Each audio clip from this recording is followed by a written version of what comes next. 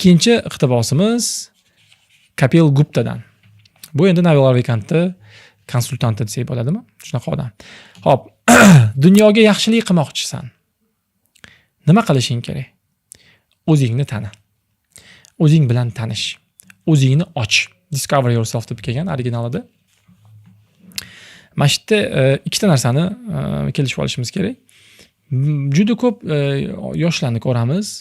Nima qilmoqchisan desa, men bunaqa ishlar qilmoqchiman, yordam bermoqchiman, meni oliy missiyam bor, millatimga yordam bermoqchiman, xalqimga, dinimga yordam bermoqchiman deb ketadi. Shu joyda o'ziga qaraysiz, hali institut tugatmagan bo'ladi, hali katta pul topmagan bo'ladi, hali bir tanish bilish orttirmagan bo'ladi, hali bir zo'r natijaga erishmagan bo'ladi, lekin katta niyatlar qiladi. Bunga xursand bo'lamiz. Lekin mana shu ishni qilaman deb turib, u o'zidagi yoshlikni yo'qotib qo'yayotgan bo'ladi. Katta ishlar qilishim kerak, men kichkina ishda yuribman deydi-da. Shunaqalarga atalgan bu. Ya'ni siz birinchi navbatda o'zingizni tanib olishingiz kerak. Dunyoga yordamingiz, eng katta yordamingiz bu o'zingizni tanishingiz. Mana shu joyida ikkita savolga javob beramiz. Nega?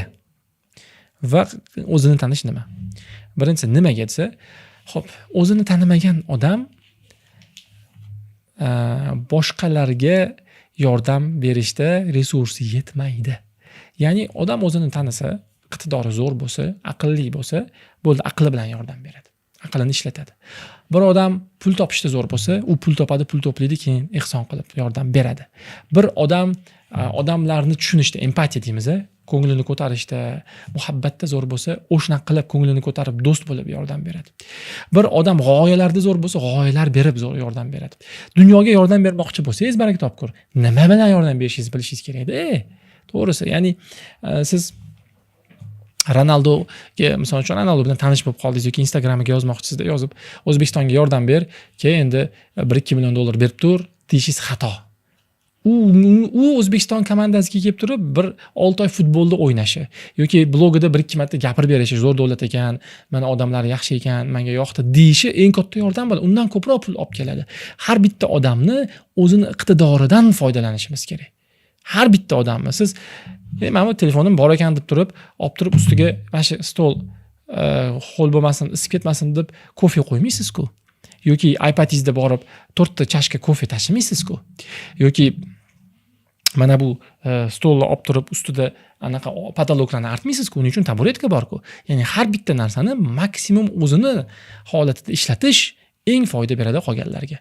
Xuddi shunaqa atrofimga yordam beraman, oilamga yordam beraman, mahallamga yordam beraman, men missiyam bor, men O'zbekistonga yordam beraman degan odam birinchi navbatda o'zini tanish kerak, kuchli tomonini bilish. O'zini tanish nima? Endi mana joyni gaplashamiz. Birinchisi, kuchli tomoningiz nima? Bu haqda alohida video bor.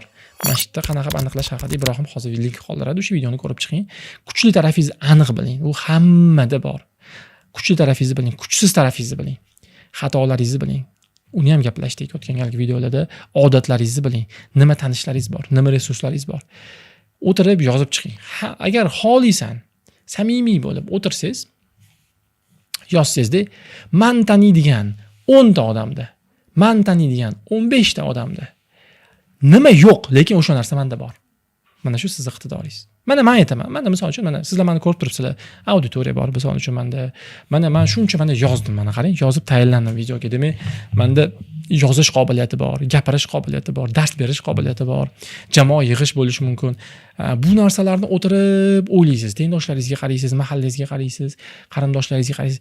10 tadan 10 ta, 20 ta deylik, mana 20 ta bo'lsa, ba'zan 100 ta odamda yo'q narsa sizda bo'lishi mumkin. O'tirib yozasiz. Nima bor sizda va boshqalarda yo'q. Mana shu iqtidoringiz bo'ladi. Mana shuni bilishimiz kerak. Qaysi vaqtlarda zo'r ishlaysiz? Bu ham zo'r. Ertalab zo'rmisiz? Kechqurun zo'rmisiz?